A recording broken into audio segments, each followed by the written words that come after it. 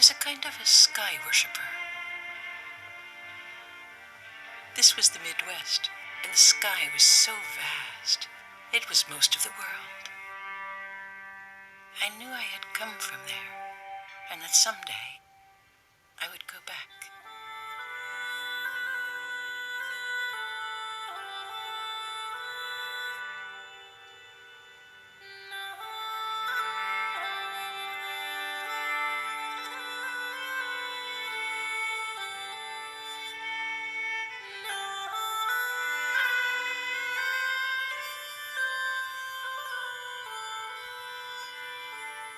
What are days for?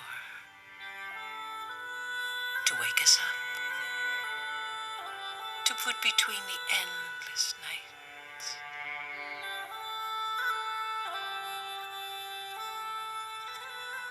What are nights for? To fall through time, into another world.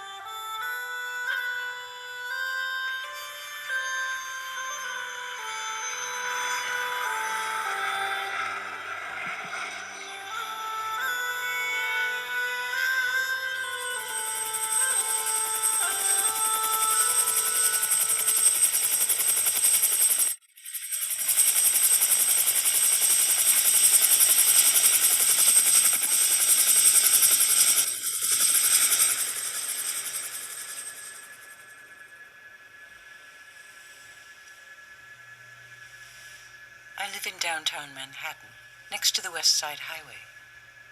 In September 2001, after the Trade Center fell, everything was covered with white ash. For months, lines of trucks moved up the highway, carrying the twisted metal debris from the towers. Out at the end of the pier, there's a strange Assyrian-looking building. And during this time, FBI speedboats began to dock out there. It was the beginning of the time when cameras began to appear everywhere.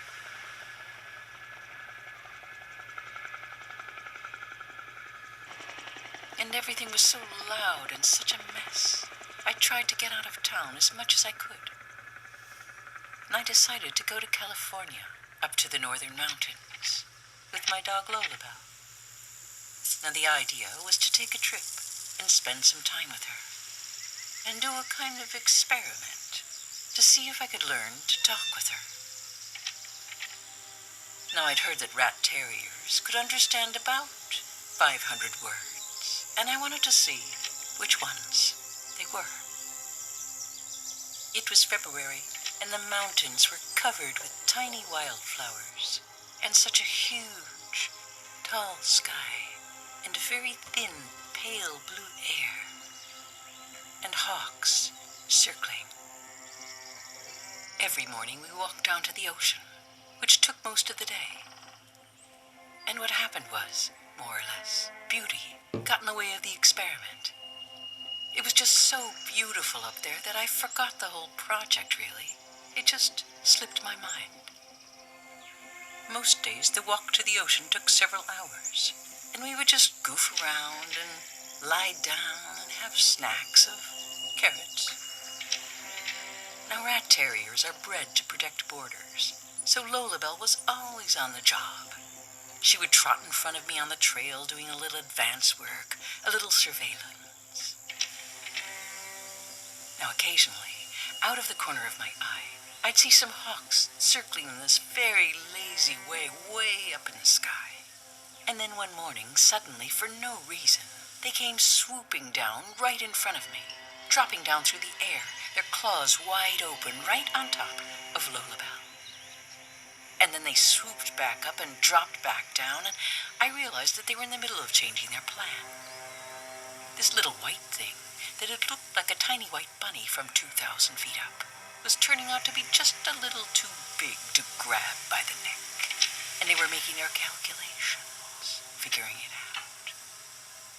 And then I saw Lolabelle's face, and she had this brand new expression.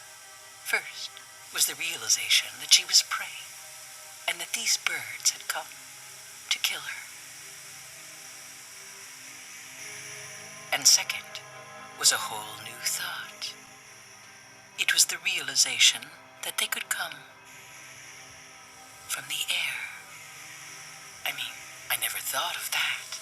A whole 180 more degrees that I'm now responsible for. It's not just the stuff down here, the dirt, the paths, the roots, the trees, but all this too.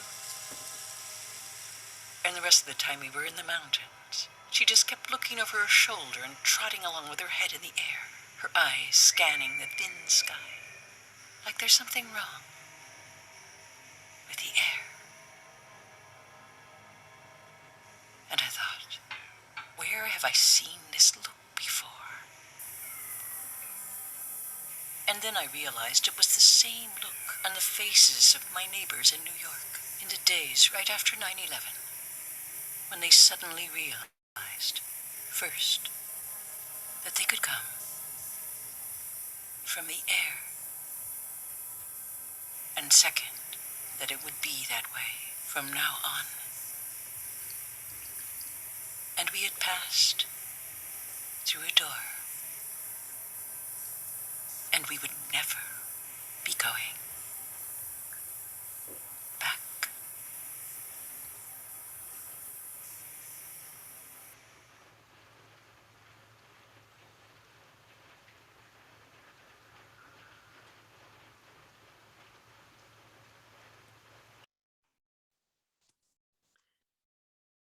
Good evening, dear friends, and welcome to Weather Reports, the climate of now.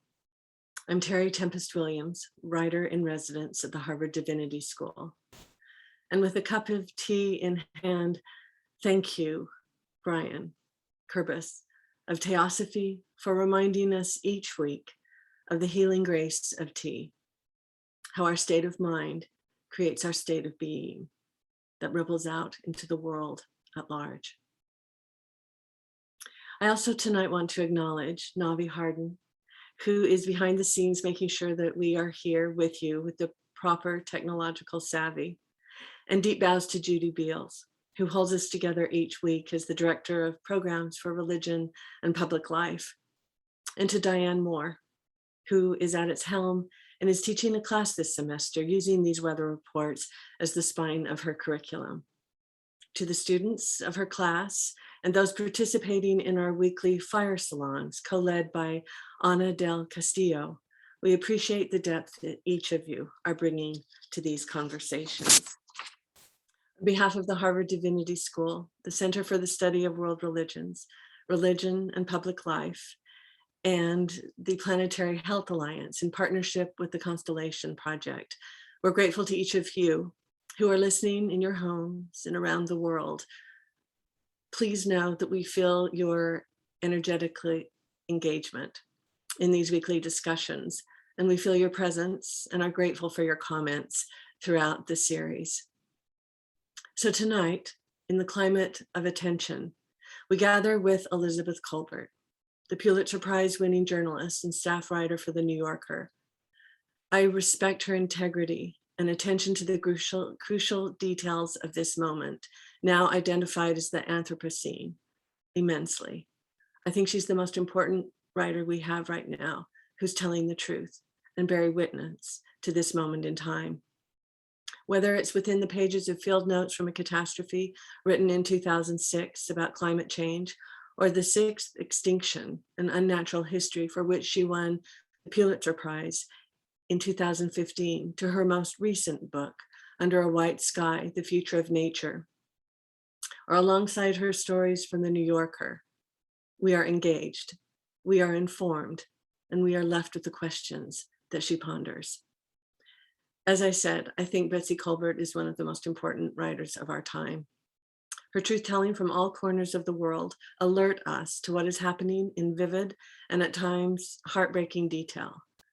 But she also has a quick wit and beautiful descriptions of the natural world that we not only see, but feel, from the description of the Panamanian gold frog to where she talks about very dark eyes through which they seem to be regarding the world warily, or to coral sex described as a blizzard with crystal eggs.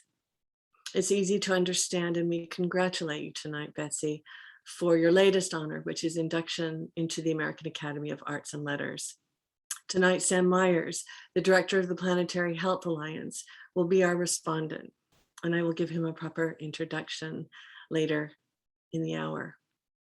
But first, I want to share with you a story tonight, something that happened that has everything to do with the sixth extinction, with the climate crisis, and the power of art and spirit and community, which is what the weather reports are about.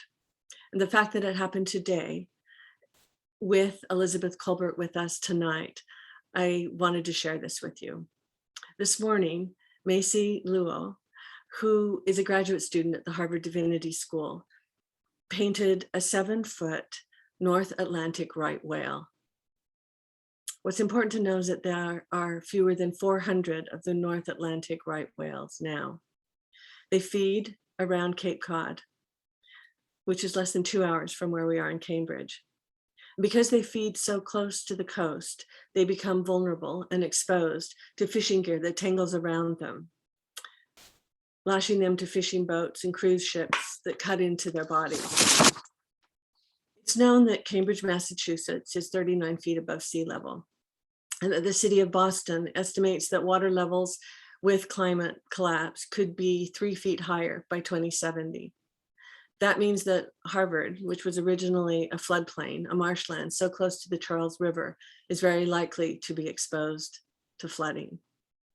Knowing this, Maisie today, this morning at 10 o'clock, took the painting, the 7-foot North Atlantic right whale, upstream, as it were, up Massachusetts Avenue, past the cemetery around the Cambridge Commons, crossed the street, entered Harvard Yard, walked past the library, walked past John Harvard, the statue, with a bow toward Emerson Hall, past the Memorial Church, and outside the gates of Harvard Yard.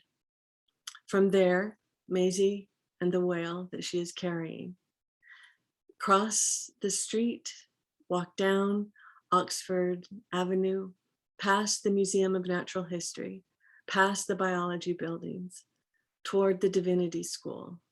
And there, she walks with the whale up into Swartz Hall, the Divinity School, up the steep staircase, turning up the stairs again, and enter Associate Dean Janet Giazzo's office, which she has surrendered to Maisie as an art studio. She unlocks the door, carries the whale into her studio, and is met by another painting of a North Atlantic right whale breaching with all the velocity one imagines from this extraordinary being. What Maisie Luo has done, I believe, is create a gesture toward the future, so that when those seas rise and Harvard Yard is underwater, the North Atlantic right whale, should it survive, will have a path that is already set. Elizabeth Kolbert writes, quote, "To argue that the current extinction event could be averted if people just cared more and were willing to make more sacrifices is not wrong, exactly. Still, it misses the point. It doesn't much matter whether people care or don't care. What matters is that people change the world."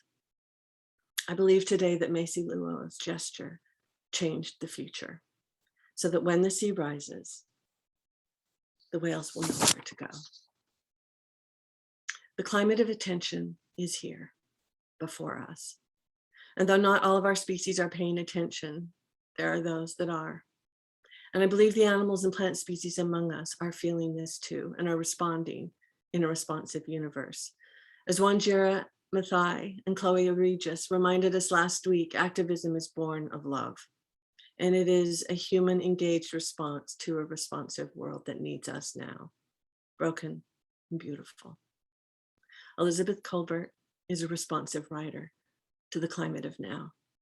And she is reporting on these changes as we change the world, be it through gestures of art, through gestures of protest, as witnessed in Glasgow these past few weeks, and through gestures, grand gestures of technology, as we will hear tonight in this changing climate of attention. Betsy, welcome.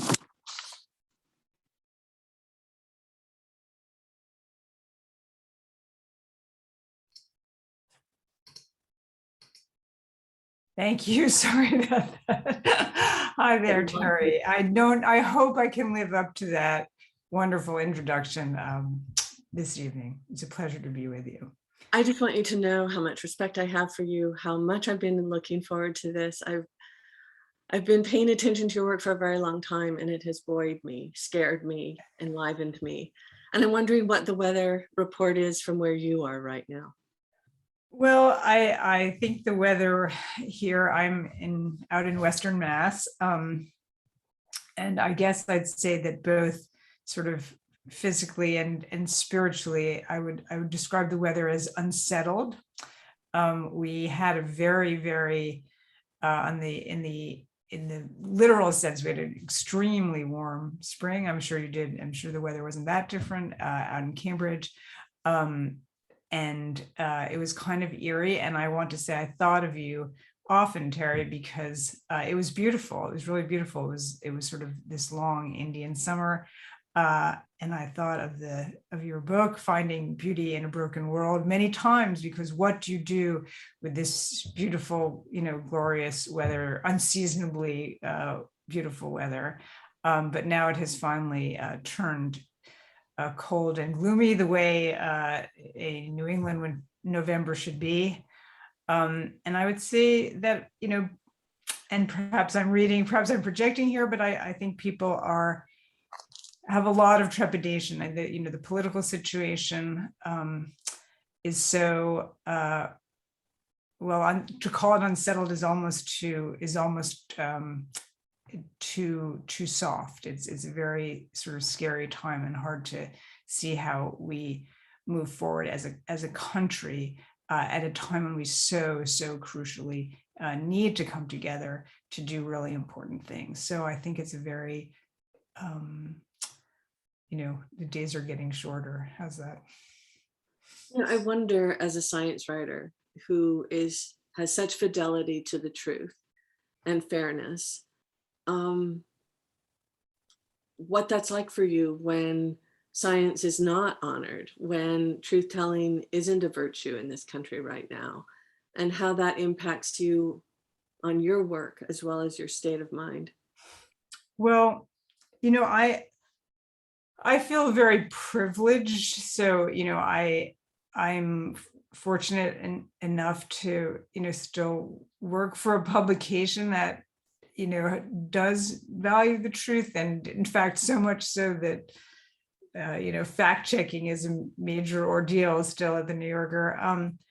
But, just looking around and seeing how polarized the news media has become and how everyone is listening to a different story. I think, once again, this is hardly a unique observation or an original observation, but anyone who's worked in the media, I've worked in the media for a long time now, has to be pretty frightened by that. And the power of stories, which is definitely the theme of your work and of this series, is such, we are seeing it now, they don't have to be true. In fact, the less true they are, the more power they seem to have.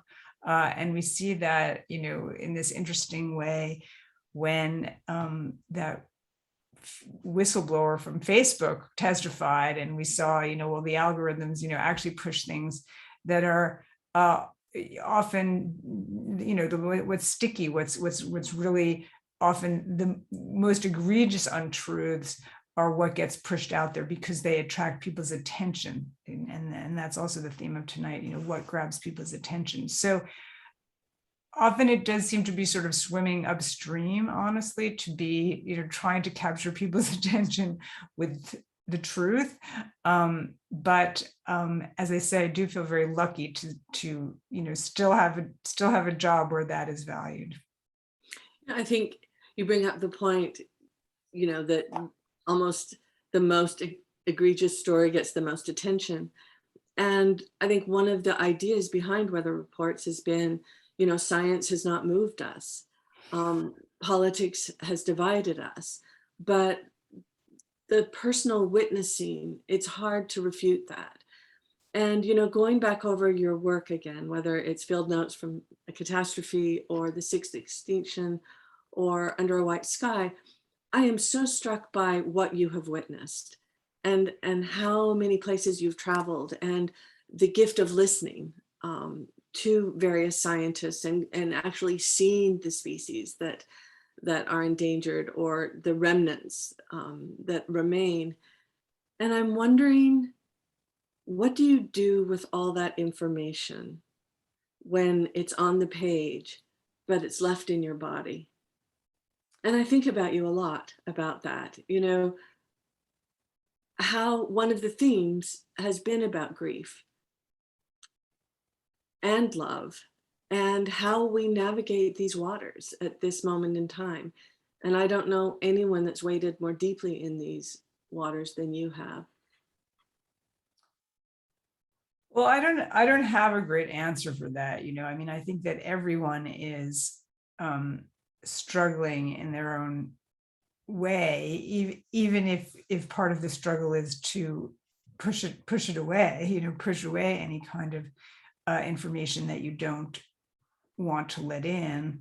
So I don't have, there's not like, Betsy Colbert's prescription for dealing with the great troubles of the world today. I think that, once again, in a weird way, I feel very, very fortunate to have seen Panamanian golden frogs, honestly not out in Panama because there are none out in Panama anymore, but as close as you can get, to have seen the coral spawning, to have seen these amazing natural feats that,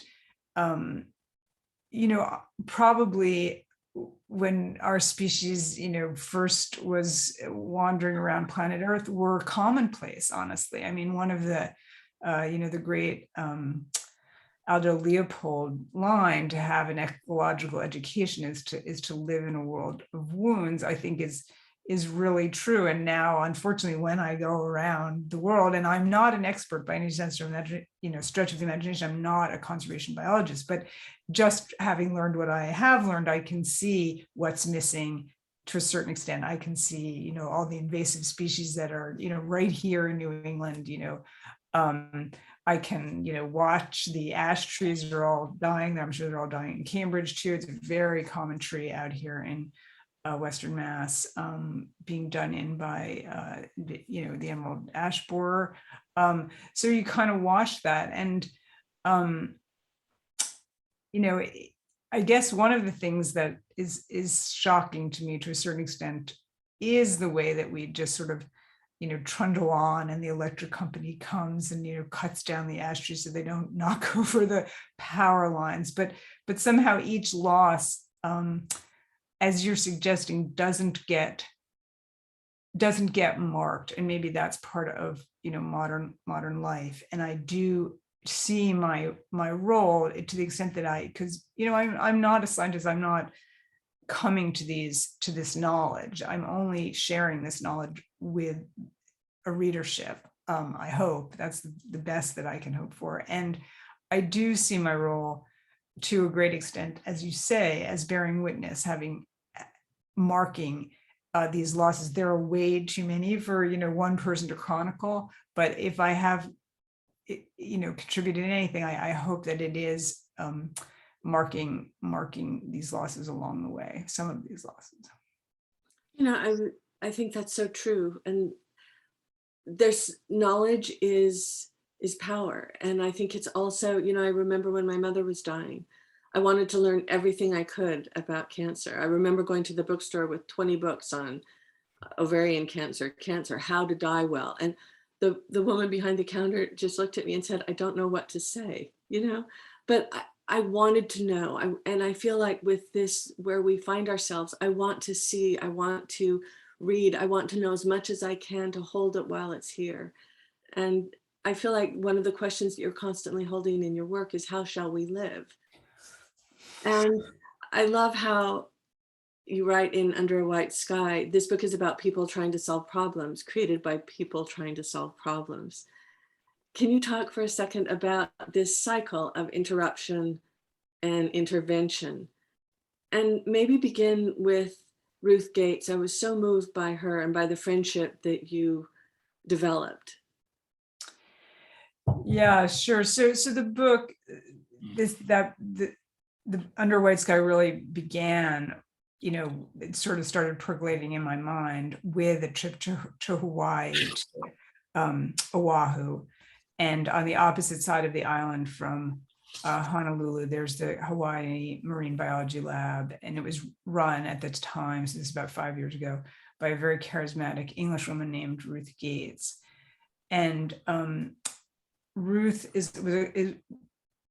was a coral biologist, pretty eminent. And if you saw the movie Chasing Coral, she was in that. And she was pushing this idea, to see, okay, so coral reefs, just to give a little bit of background, coral reefs are in big trouble. They're in trouble largely because they don't like it when temperatures spike, water temperatures spike. They have a very interesting relationship with symbionts. They get rid of their symbionts, which are the big source of their food, the symbiotic algae. And then when they do that, they basically starve. And that's coral bleaching. Everyone's kind of familiar with that now. And it's happening more and more frequently for longer and longer, and the reefs just can't recover. And everyone in the field had sort of said, well, unless we stop, emitting carbon, which Lord knows we're not doing, reefs are really, they're just not going to be around. They're going to be, I think I quoted a paper, they're going to be rapidly eroding rubble piles. And Ruth took the idea that, well, we just have to do something. We have to try everything. And her idea was this idea of it's called assisted evolution. It was kind of nudging the evolutionary process. Could we give it a kind of nudge, either by hybridizing corals or all sorts of possibilities that they were investigating? And there's a lot of skepticism about it. And I went out there honestly very skeptical about it. And from a practical standpoint, I will say I am still very skeptical of it. But Ruth was very charismatic and very, very smart. And her point was, look, we can sit here sort of wringing our hands, or we can try to do something. And the trying to do something, as maybe quixotic as it may be, her charisma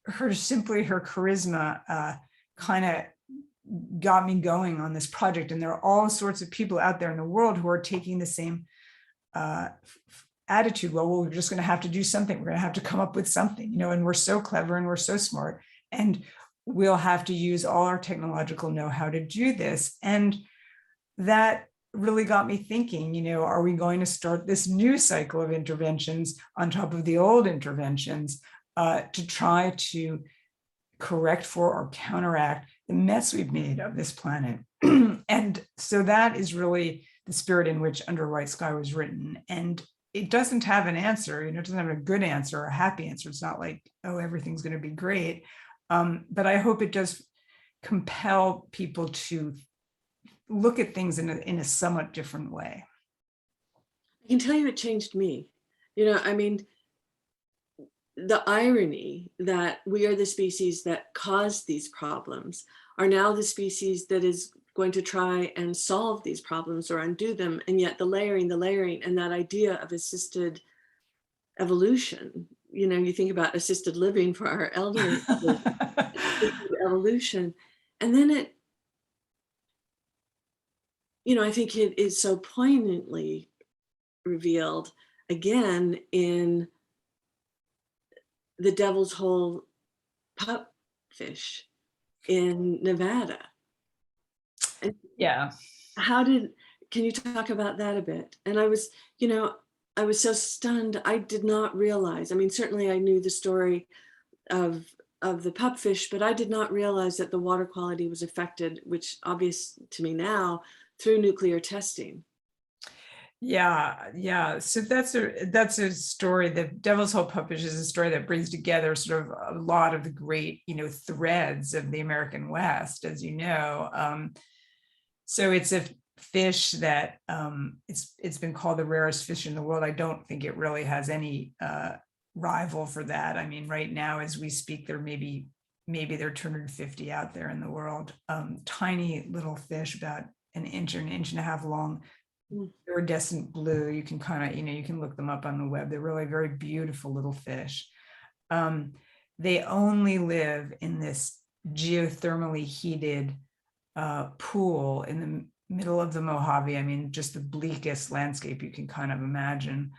And this pool is sort of the eruption or coming to the surface of this vast aquifer that's way underground, that stretches for miles and miles and miles. And the water in this aquifer is very old. I mean, it's been down there for many thousands of years. And so they live in this water that's 93 degrees Fahrenheit, would kill most fish instantaneously, very low oxygen. And they can only live there. They're just adapted to that. No one can really figure out how they got there or what they're doing there. But they are victims of, pumping out water out of the aquifer. And one of the backstories to, sort of why people were pumping out of the aquifer, why people were pumping water out of the aquifer, and why they were even there in this bleak part of Nevada, was the Nevada test site. Where all this nuclear testing was being done, and there is a plume of radioactive water that's kind of working its way towards Devil's Hole. But the more immediate problem, is that back in the 60s, they started to pump water out of this aquifer, and the water level of the pool went down, and people realized pretty quickly that it was really harming the fish, and they tried all sorts of crazy stuff to get the fish to reproduce. And finally the case went all the way to the Supreme Court. It's a very interesting case of should this fish get the water that they need. And that was a 9-0 decision. This shows you how the court has changed. The court awarded the fish the water that they needed, in a 9-0 decision. And but still to this day, the water has never really recovered. The water level has never really recovered, and the fish have never recovered. So once again, all these incredibly elaborate things being done to keep them alive, including the construction of a replica of this pool down to sort of the contours of the rocks, about a mile away in a building that's pretty carefully fenced off against people, and I certainly defer to you as a Westerner, the psychology here, who are so sort of opposed to these conservation efforts, to the Endangered Species Act, they would break in to this facility. So it's sort of a very carefully fenced off facility where no one is allowed in. And I was lucky enough, as a journalist, to get in. I mean, just the intricacy of these stories and the interrelatedness of them, and how one assault yields another, and another, and yet still these biologists who are giving their lives to these species is so inspiring. And then I think about, here we are at Harvard, and a dear friend of mine just passed away yesterday, Atel Adnan, this extraordinary Lebanese poet, philosopher, artist. And I remember visiting her, and she heard that I was now at Harvard, and she said, don't ever forget that Harvard is about domination and control. And she said, she only stayed a year. She was one of 2 women in the philosophy department in 1955. And she said, they harassed us, they made fun of us, they mocked us, and it wasn't that interesting. And then she left, and she felt she was free to become a poet and an artist. But she said, when I realized what the outcome was of domination and control, it was the atomic bomb. And then I thought, I wish she was still here, because I would say, but read Betsy's book, because that's not the end point. It's geo, engineering. And I have such respect for these scientists, but can you talk a little bit about what this was? And I'm fascinated by two words that you used, respectful horror. And yet, and yet. Can you talk about that? Sure. So part of the book, part of my most recent book takes place at Harvard. Harvard is I wouldn't say Harvard as a character, but it's a backdrop.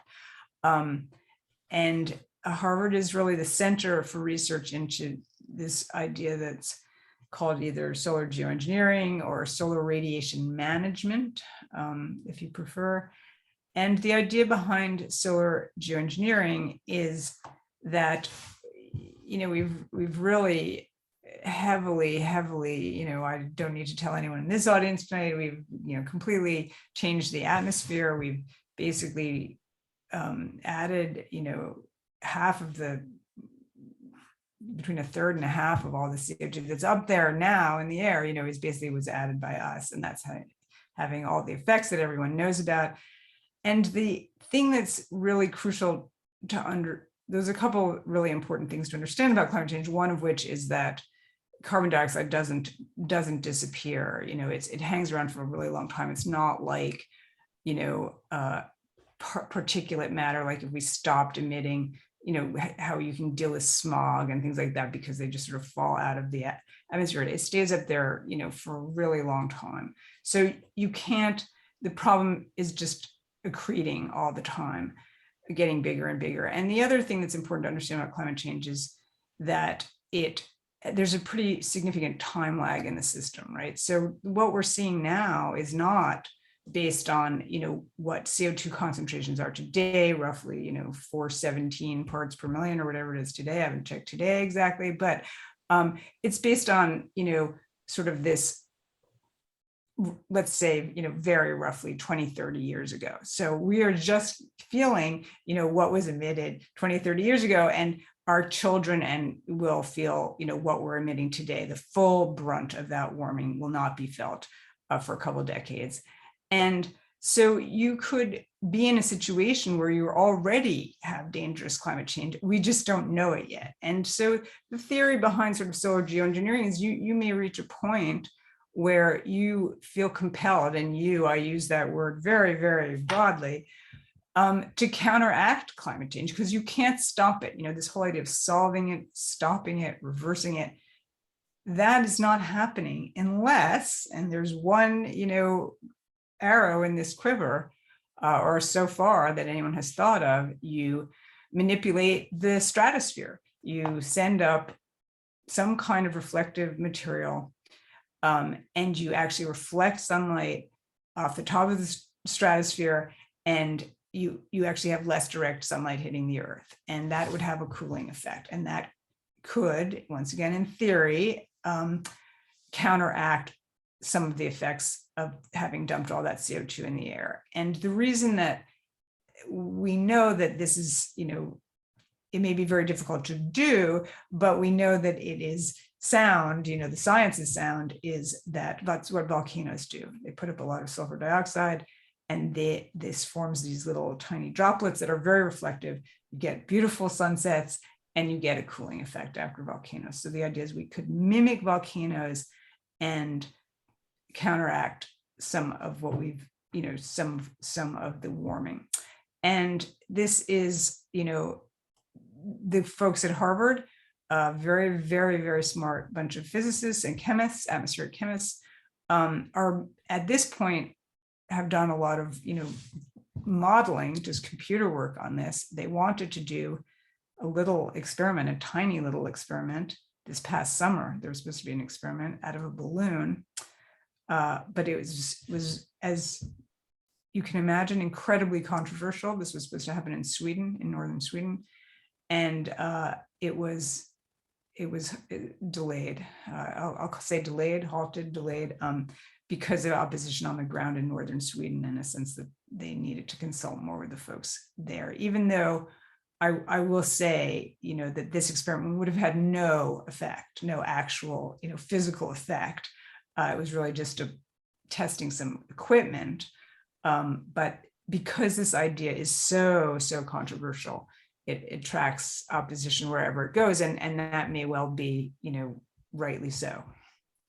And it's interesting because Dan Schrag is a dear friend, and when he talks about climate, these long cycles, thousands of years, millions of years, you empathize with the viewpoint of the scientist, and that, as you suggest, none of these things are quick. And so their drive to find out what could cool quickly, and without the moral judgment, but just meeting a need. And yet you question one of the scientists, and he snapped back at you, which I thought was interesting, and said, "You are leading with your bias." Yeah. I mean, I sort of I put, geoengineering in this long line of interventions that have, had very mixed effects. Introducing, I think I used the example of introducing cane toads in Australia, which is another chapter in the book, but which were purposely introduced, these toads. They were supposed to eat, cane toad grubs off the sugar cane. They instead took over, the entire country of Australia, have wreaked ecological havoc. I could tell you 10, 20, 30 stories like that, but I will not, bore you tonight with them. And I said, well, isn't this just another example? We're just, we'll set off, we'll do this, that will have all these unintended consequences that, will be, the cure is worse than the disease. And David Keith, who is the scientist you're referring to, said, well, that's, you're kind of loading the dice here by asking the question that way. And that's true to a certain extent, But I appreciated that, because, and it brings up the question, and forgive me for being personal, but, you have such a sense of fairness. You have immense integrity with your facts, and led by your curiosity. And I should footnote saying not one student, I was with Maisie today with the whale, not one student in Harvard Yard stopped to ask a question or to be curious of who this whale was wrapped in bonds, So your curiosity, to me, leads you into such powerful conversations.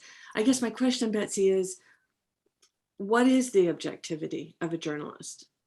Because, you and I shared in March of 2009, I think one of the earliest protests in Washington, D.C. at Anacostia of shutting down the coal plant with James Hansen from NASA. I was there as a reporter. Okay. Then that yes, but I was there, but I don't want to take him credit for having actually been there protesting. I was trailing Jim Hansen around. Yeah. Yes. And Wendell Berry, and Yeah. where we were as writers. And so I wonder, how do you compartmentalize, or how do you separate the personal from the journalist in you? Well, I think Fair enough that you were there as a reporter. I just I wish I had been there as a protester in many ways, but I actually do, as a journalist, and as someone, I actually spent the first dozen years of my career at the New York Times, where protesting was completely strictly forbidden. I mean, it was just considered unacceptable. You could get fired for attending a protest. So I have a kind of a complicated relationship to protest, as a journalist, not as a citizen. How's that? I'm all in favor of protest as a citizen. And I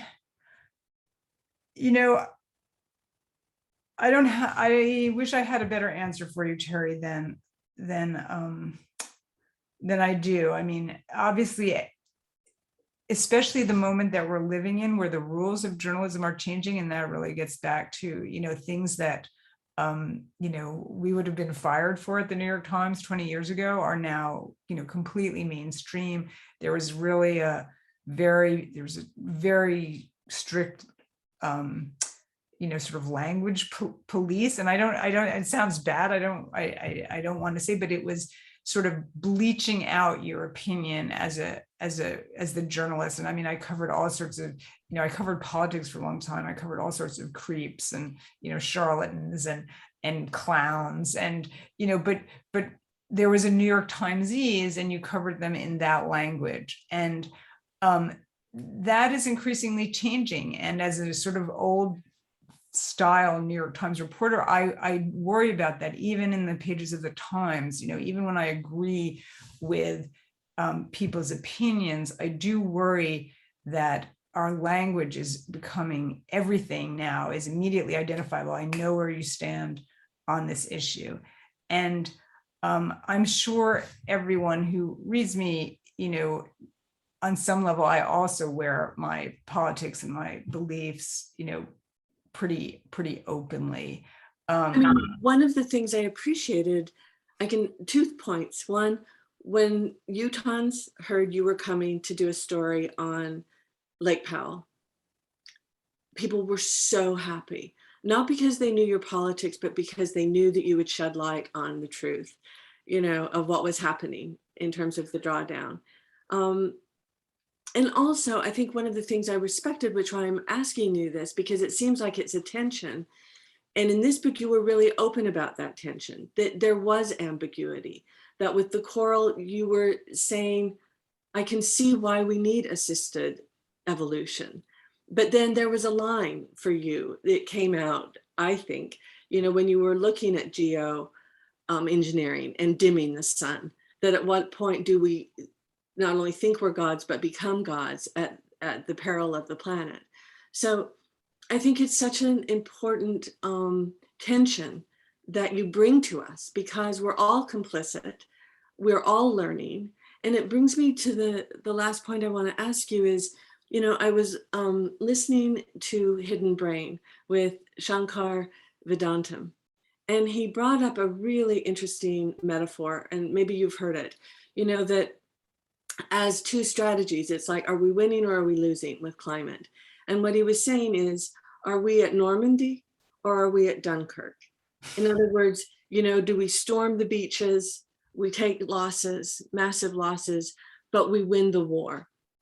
Or are we at a place like Dunkirk, where the Nazis were going to take this unless they realized this was not about winning, this was about saving the men that we could, so that then Normandy could happen. And I think about, where do you see us? Are we trying to storm the beaches to win? Do we still have that option? Or are we at Dunkirk, where we say, we're in it? Now, what do we do to protect what we can, given the situation that we find ourselves in? Well, that's a heavy question. But I would say, the honest answer is both. We have to acknowledge, and the city of Boston is doing this right now, as you said at the beginning of this. They're preparing for sea level rise. Any intelligent coastal city, has to be thinking about how are we going to protect ourselves against what we know, what is really baked into the system at this point. But in climate circles, and I don't know if any of your other guests have already invoked this, there's this saying, manage the unavoidable and avoid the unmanageable. And that is the sort of situation that we're in. And, the kind of real agony, I guess, and we were talking about whether we should talk about Glasgow, and I will just mention it, and I was not in Glasgow, but, I heard some of the speeches given by some of the activists and government, officials from low-lying coast, low-lying island nations. They've been a big force for trying to push this idea of, well, we have to stay under, 1.5 degrees Celsius rise in average global temperatures. And the fact is, and I don't think I'm, speaking, I'm not speaking as a scientist, but I am speaking by someone who speaks to a lot of scientists. The fact is, we have all but given up the opportunity of staying under 1.5. That is really getting, I don't care, how many times people try to slice and dice the numbers, it's getting to be,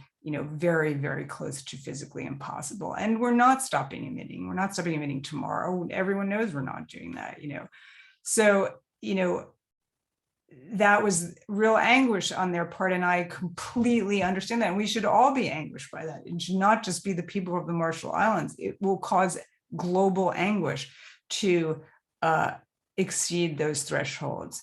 So we have to be prepared for a lot of, to use the technical term, bad shit. And at the same time, we have to avoid what we can still avoid, and that requires massive effort and massive mobilization. And why one of the reasons, the politics of the US would be depressing under any circumstances, but under the circumstances we are in now, up against the clock, a ticking clock, without a lot of time to, haggle over legislation and realizing that, this is the one moment where you have even a hope of getting anything meaningful through Congress before the 2022 elections, is really just, every morning I wake up and read the papers, and my husband, just heave these sighs. My husband says, well, what now? It's just very, I think, unfortunately, anyone who follows these issues is pretty disheartened right now. It's not a happy sight. There's books that you read in your life, and after you've read them, you've turned a corner. And I have to tell you, this is that book for me. Because I don't think I wanted to acknowledge that we have to interfere and we have to intervene. We just don't know to what level. And I thank you for that. You are a writer and a woman and a human being who has chosen not to look away. And as a result, I think we're more prepared to face what is coming. And I want to thank you for that. And I love that you dedicated this book to your sons.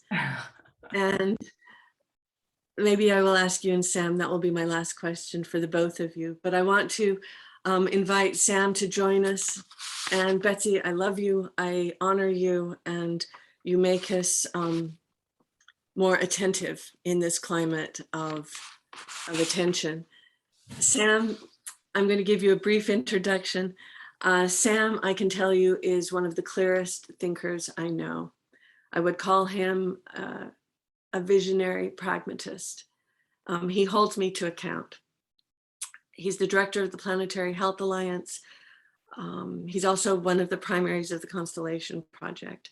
His focus is studying the human health impacts of accelerating disruption to Earth's natural systems, a field recently called planetary health, of which he's the director and oversees a multi-institutional effort of over 240 organizations in over 40 countries. Sam, I don't know how you do this.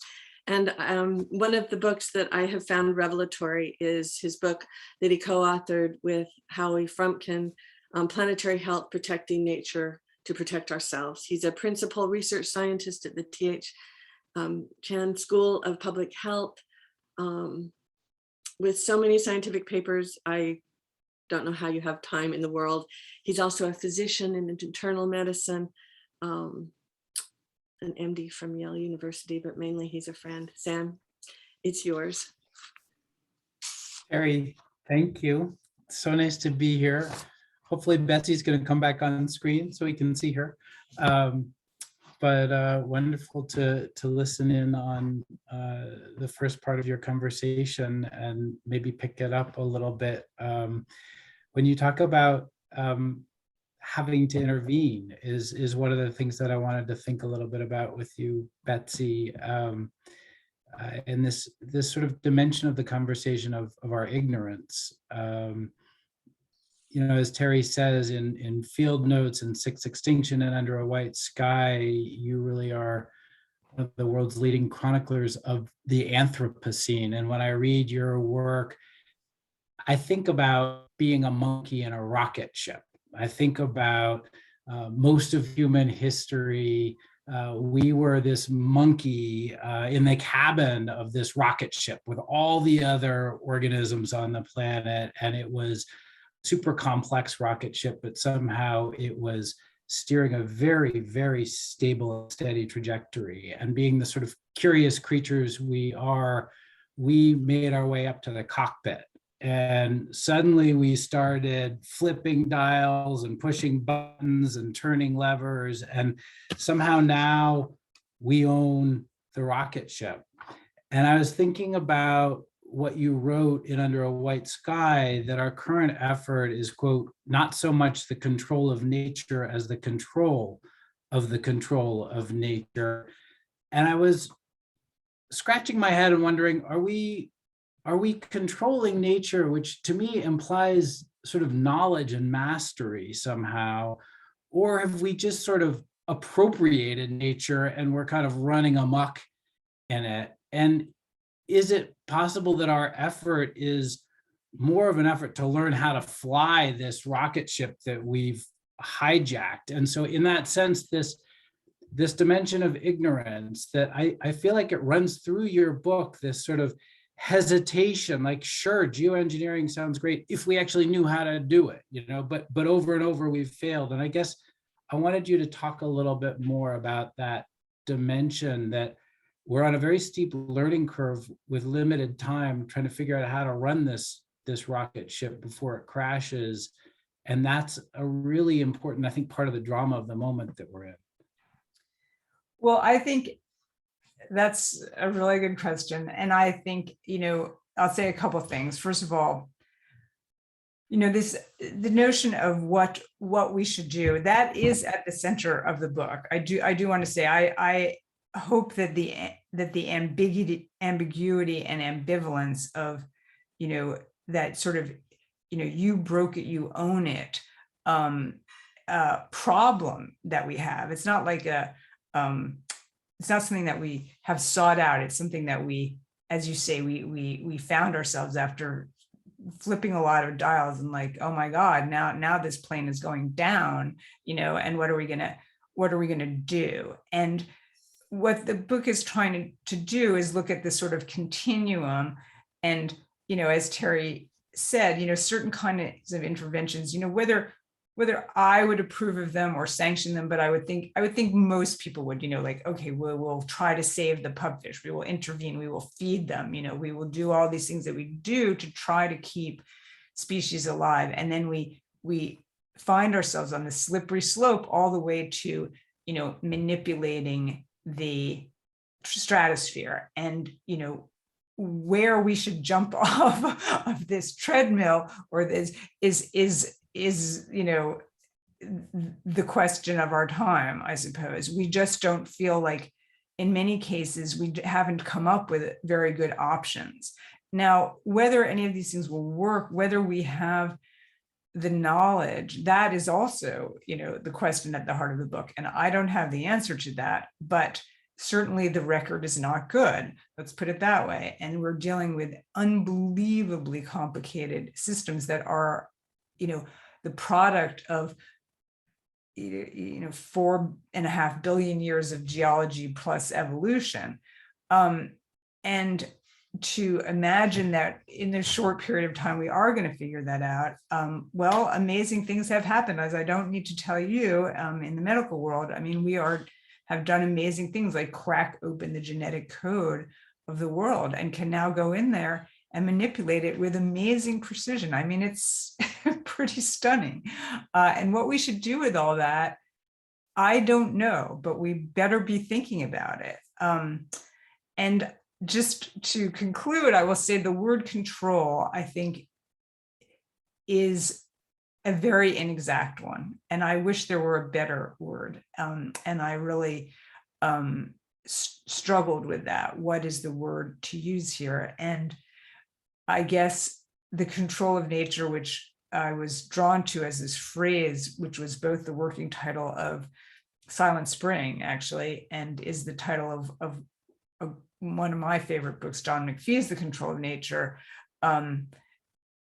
In a way, it's a quotation, I suppose, of those. And whether you would call it control or whether you would just call it some form of, brute domination, we lack a word, or I would be very open to word suggestions for better words. Fair enough. Absolutely. The other thing that I wanted to ask you a little bit about is this idea of sort of human exceptionalism.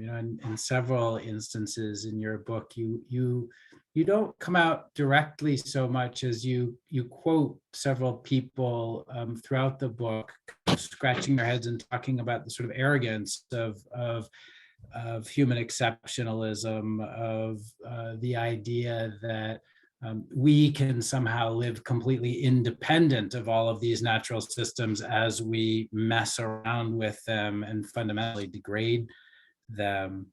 And you don't speak a whole lot about the sort of flip side of that, which is the sort of scientific side of our understanding about our interdependence with natural systems. And that's really sort of my, where I come from is this field of planetary health, which is this very young field focused on understanding the sort of global health implications of disrupting and transforming all of the natural systems on the planet, and understanding how those disruptions come back to affect really every dimension of human health. So quick examples in my own research, I have been looking at how rising carbon dioxide levels in the atmosphere are actually making our food less nutritious. They're reducing the amount of carbon, of protein and iron and zinc in things like rice and wheat, and driving nutrient insufficiency, or how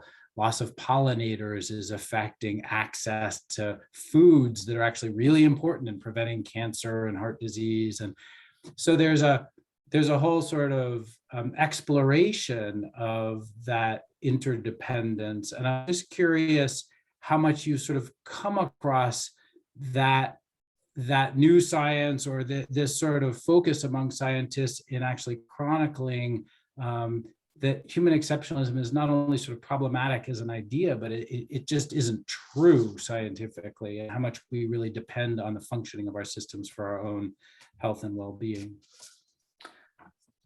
Well, absolutely. I hope the book doesn't suggest that, I think that, as you say, there is this kind of, and it's sort of epitomized right now in my view, we'll go to Mars, we'll go live on Mars, and it's like, well, have you ever been to Mars? It's really not that conducive, to human life as we know it. And so this incredible, hubris that we could not just divorce ourselves from, the natural world on Earth, but from Earth itself, is kind of astonishing in its breadth and its attraction to people in high places. Has that, and I think that, I hope that one of the themes that does come through in all of my books is that none of this is going to end well for us, not just for all of the other species on the planet. Although I do want to say that I do think that we've already proved to a certain extent that we can live without, a lot of species on the planet, because we've already done them in. And there are 8 billion of us right now, almost 8 billion people on the planet. So the question of our, there's the old Paul Ehrlich metaphor of the rivet on the plane. You can pop one rivet and the system is redundant, and you can keep flying, and then you can pop another rivet, and okay, well, maybe now you're getting kind of worried, and then you keep going, and eventually the plane will fall out of the sky. And we seem to be wanting to test, how many rivets can we pop. But we have proved, and this is, maybe part of the scary part, and part of the reason why we do keep sailing on, popping rivets left and right, that we can destroy a great proportion of the natural world and the means of making a living for many other species, and sail on, maybe not happily, maybe not healthily, but we can still sail on. And that is what we're doing now. And the question of, how long that plane can stay aloft couldn't be more, at the center of life today, it seems to me. And how I think that the question of how, all of the myriad ways that we are affecting our own well-being is, absolutely central. And I also want to say that I just read something, and maybe I can't remember where, about how that message, if you talk to people about human health and climate change, that really resonates with them, as opposed to the 1.5 degrees and as opposed to all the other species on the planet. But if you say, well, this is really affecting human health, then you get people's attention. So I think could be, more crucially central. No, that's interesting. And I think that maybe speaks to something that's a little bit intuitive or even sort of emotional. That I think most people don't actually believe that they can function 100% separate from nature deep down. And so when you explain that there's actually really good data to show that, once you pop enough of those rivets, and it's not just biodiversity loss, but it's global scale, pollution, it's disrupting the climate, it's changes in biogeochemical cycles, that as you disrupt enough of these systems and they all interact with each other, that you do start to see actually quite significant effects. And I would argue that we're already seeing them, and that the places where you see them first are among the sort of the poorest people in the world with the fewest sort of insulating factors. But I also think that's somewhat intuitive, certainly in many cultures. And that sort of gets to the last thing I wanted to explore with you, which is almost the sort of spiritual side of this. And I was struck that sort of throughout your latest book, you describe these efforts to kind of manage the Anthropocene, slowing invasive species, protecting endangered species, controlling the Mississippi River, geoengineering. At the end of the section on controlling the Mississippi, which you describe as the mighty brown god, or you quote somebody, in what I actually found one of the most moving passages of your book, you wrote, "It's hard to say who occupies Mount Olympus these days, if anyone." And I was struck because a lot of your book focuses on these sort of technological, sort of scientific innovations to address the sort of mess that we've made. But this is a forum, right, that's very engaged with the Harvard Divinity School. And I think we have to sort of ask, what about the gods who we've displaced? What about the spiritual relationship between humans and nature that exists in so many cultures and might actually help to guide our actions? And I guess I wonder, if we've pulled the gods down from Mount Olympus, what do we replace them with? And does that sort of spiritual renaissance or substitution, or whatever we call it, does that play as important a role as the technological solutions in helping us to navigate the Anthropocene? And these conversations about navigating the Anthropocene, I think, often become fractured. People are either sort of take a technological perspective, it's the wizards and the prophets kind of division, or it's like, oh, we need to turn back to ancient wisdom and live the way so and so lived 1,000, which is probably not really possible given how we've evolved. But I always sort of feel like it's going to take maybe both, and I do think there is a dimension of how we think about ourselves, our relationship to nature, and I'm curious what your thoughts are about. What do you do if there's nobody up on Mount Olympus?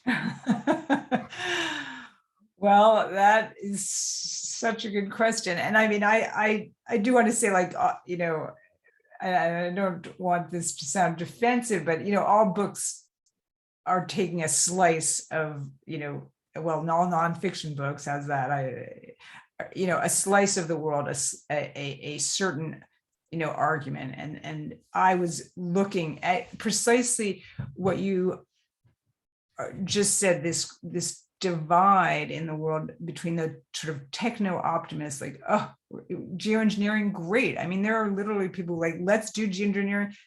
That's great, and then there are people, as you say, and let's live, we can, everything we need to know, we can learn from ancient cultures. And as you say, that's not possible. There's 8 billion people in the world. Something like 2 or 3 billion of us are only here because of synthetic fertilizers. We just cannot go back to ancient ways of doing things without getting rid of many of the people on the planet. So we are stuck in this very, to my mind, both practically and spiritually incredibly difficult position. And that was sort of what I was trying to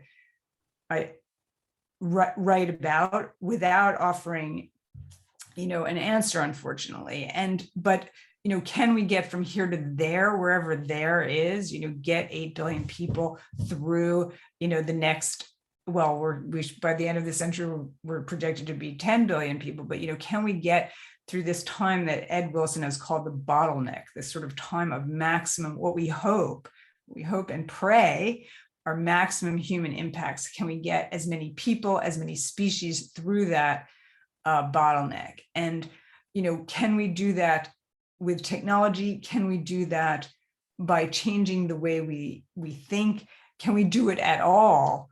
I don't know. But I certainly agree with you. I in no way am a techno optimist myself.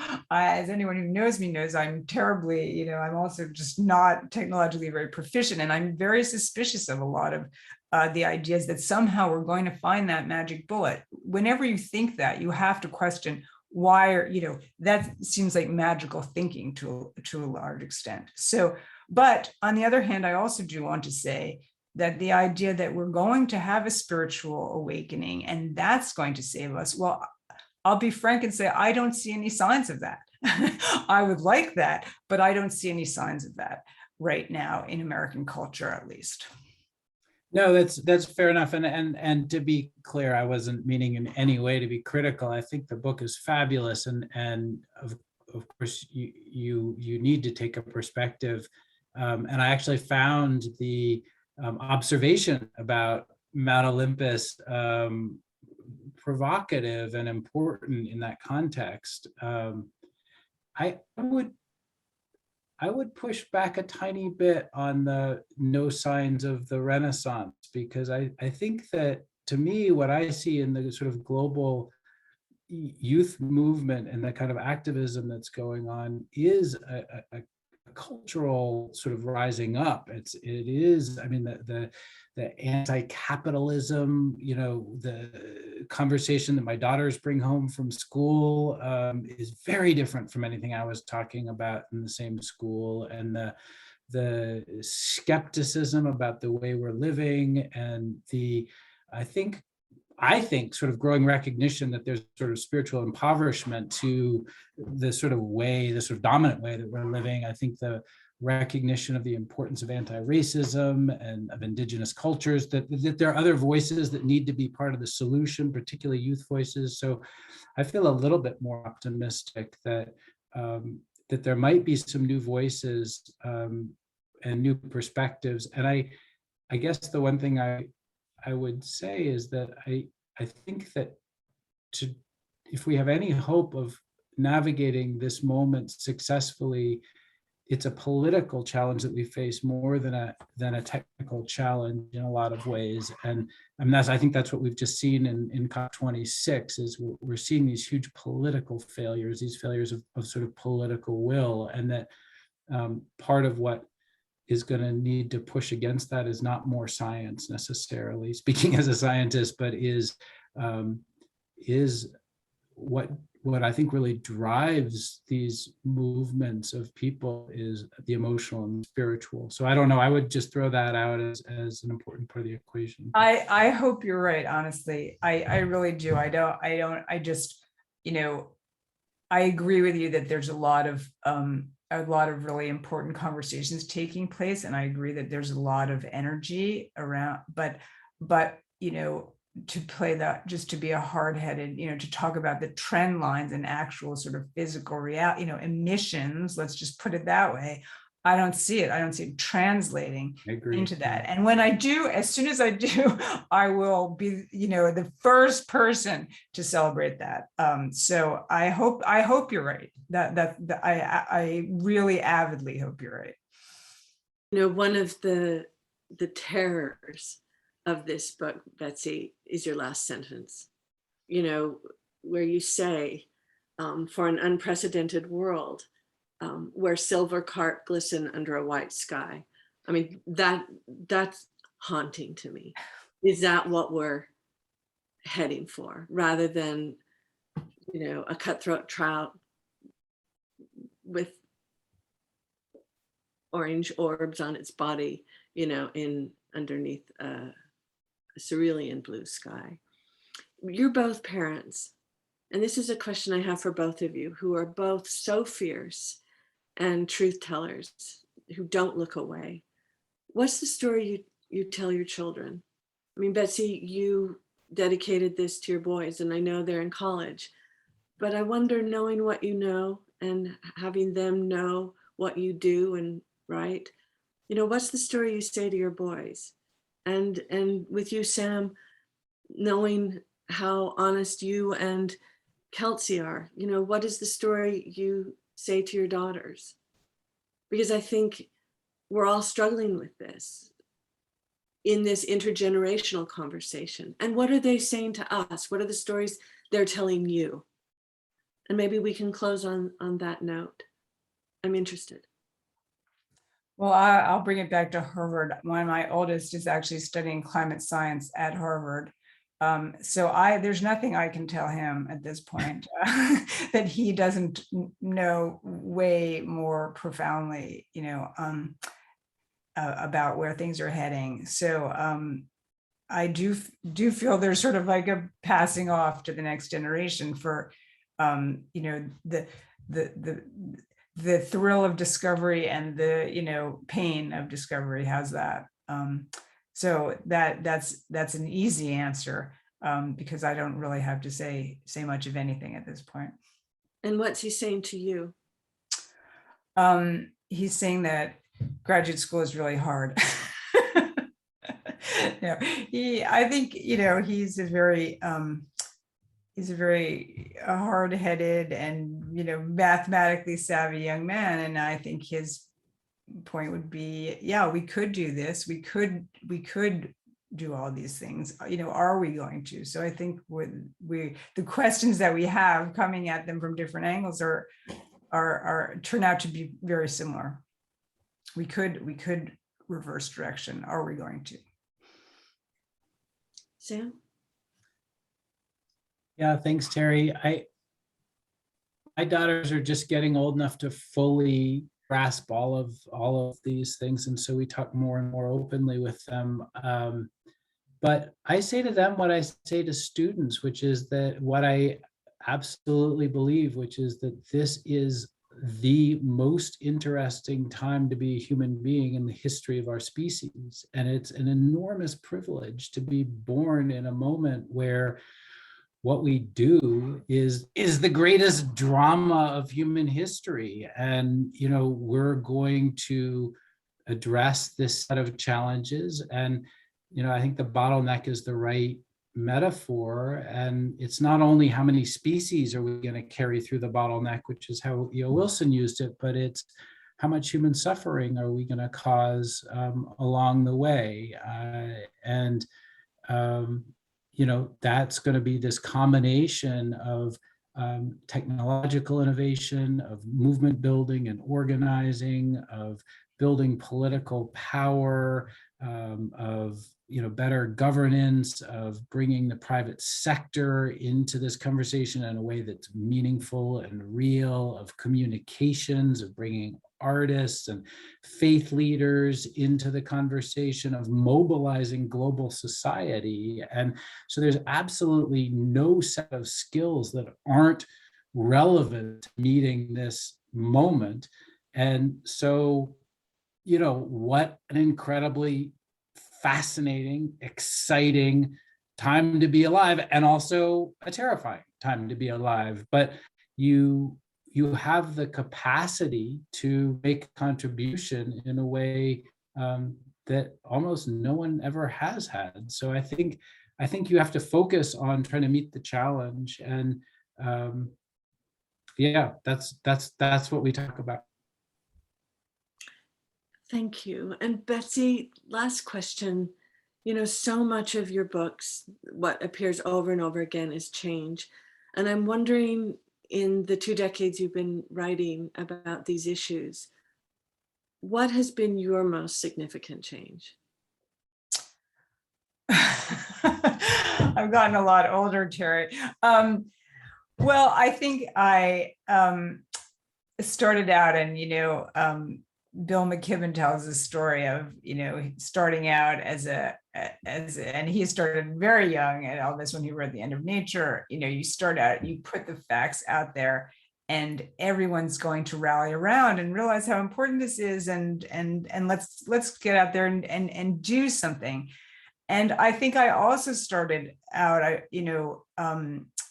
wrote a series for the New Yorker on climate change. It's now over 15 years ago, and it wasn't like I thought, oh, this is going to change, this is going to be the series that finally changes the world. But I did think, well, something has to happen. We can't keep on with this fiction that we don't have to deal with this.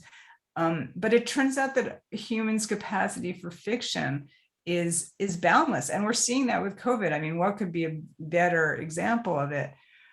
So I think that not to end on a dispiriting note, but I have seen the politics of the U.S. change in ways that I could not have anticipated 15 years ago, and that has been very sobering. And I think that Sam's answer was beautiful, really profound, and I completely agree. There's that idea of the curse, may you live in interesting times. We live in interesting times, and that is both exciting and terrifying at the same time, and one has to try to be alive to the possibilities of the moment as well as to the terrors of the moment. Thank you so much. Thank you for your courage. Thank you for highlighting this climate of attention, and thank you for telling the truth. Oh, well, thank you, Terry, because I also want to say I've been reading you for many years, since even before I think I started writing about climate change, and you've been a really, really profound influence on me, both as a person and as a journalist, as someone I admire deeply, profoundly. So thank you for having me. Thank you. And I think for our audience, to me, tonight is a testament of the power of community. And that's where I want to dwell. So thank you, Sam. Thank you, Betsy. Thank you to all of us who have joined us. And now for a cup of tea. Thank you, Betsy. Thanks, Terry.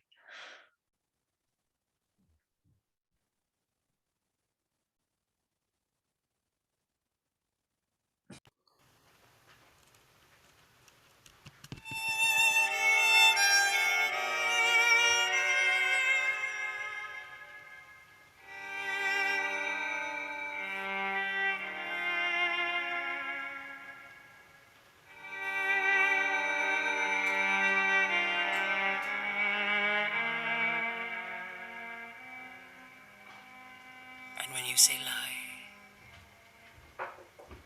do you mean the kind of lie that Lincoln told? when he was talking to the soldiers who were leaving for the front.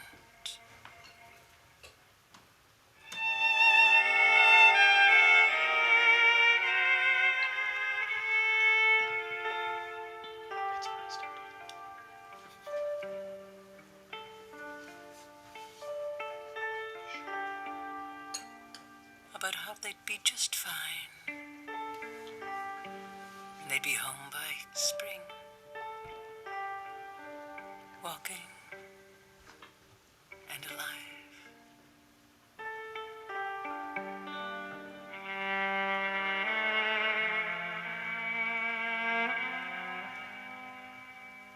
Or do you mean some other kind of lie?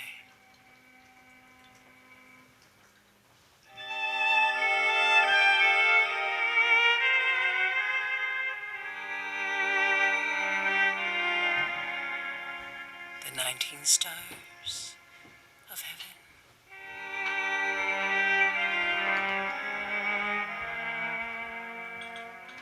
Matched by what they stood for.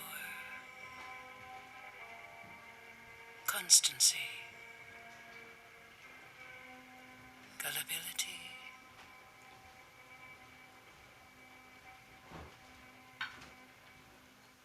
And sorrow.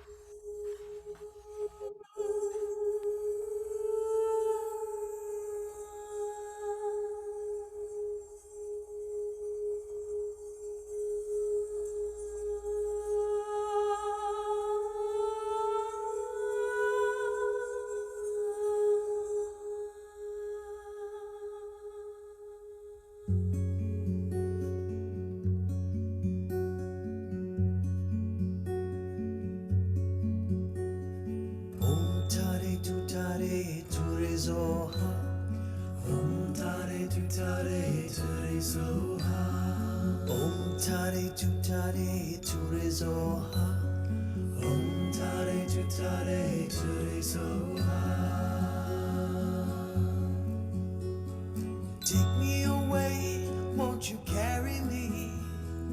Let me rest in your arms for a while. Take me away, won't you carry me? Let me gaze in the sweetness of your smile. Tara, take me home. Won't you carry me? Tara, take me home. Won't you carry me? Tara, take me home. Won't you carry me?